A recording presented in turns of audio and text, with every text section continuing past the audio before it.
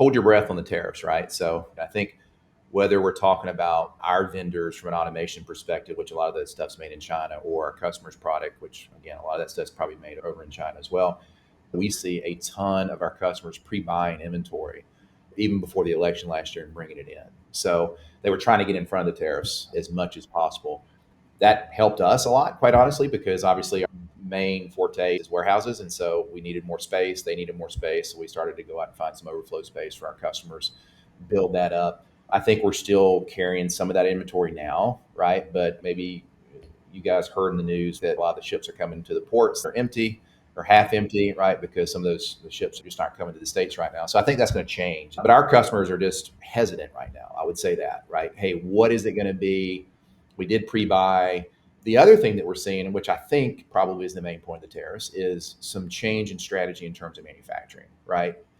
Are we going to start bringing that stuff back to the States? We're going to nearshore it or reshore it. We're starting to see some of that activity to say Kraft Heinz said they're going to invest $2 billion in the States and bringing the manufacturing up to speed. I think we're going to see a lot of our customers do that. Some have already done it, right? Some of them already got in front of the tariffs. So that's what our customers are doing. Our vendors, specifically like Gray Orange and AutoStore. AutoStore comes from obviously North Europe. Gray Orange predominantly gets manufactured in China.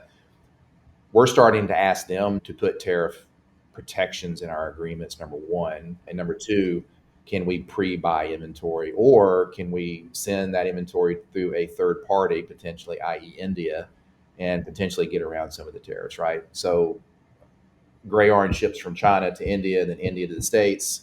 That satisfies or gets around some of the tariffs, or the tariff structure is a little bit lower.